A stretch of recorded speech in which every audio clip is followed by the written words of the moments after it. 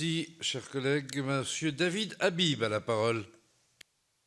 Est-ce que vous m'entendez, Monsieur le Président?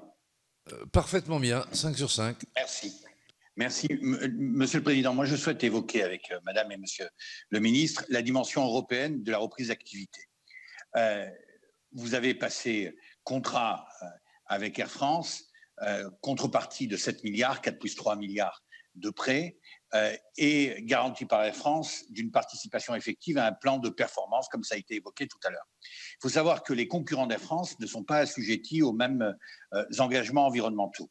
Et donc, je vous pose la question, Madame la Ministre, Monsieur le Ministre, quelle démarche entendez-vous prendre auprès de la Commission européenne, auprès des autorités européennes, pour que Air France ne soit pas dans une situation de concurrence ou de capacité à agir moins forte que d'autres opérateurs aériens, et notamment les opérateurs de Chine et du Golfe Persique, qui, eux, ne sont assujettis à rien, pas même au paiement du kérosène.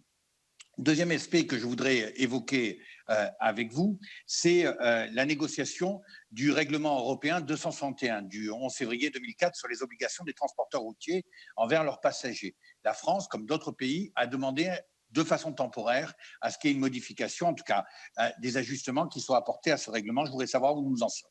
Enfin, je voudrais aborder, Monsieur le Président, nous l'avons fait ce matin en conférence des présidents, la situation, il y a la Corse, mais d'autres départements qui, eux, sont totalement enclavés. Je pense notamment aux Pyrénées-Atlantiques.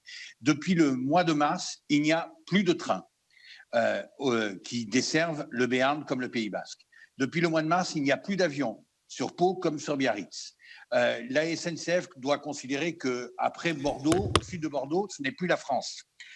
Et donc, nous n'avons plus capacité à avoir des liens avec la capitale de la Gironde et bien sûr avec le reste du pays. Et donc, nous avons signé, tous les parlementaires des Pyrénées-Atlantiques, tous, quelles que soient nos sensibilités, issues du Pays Basque comme du Béarn, une lettre à Monsieur le Premier ministre pour lui demander de faire pression sur les autorités. Merci, cher collègue.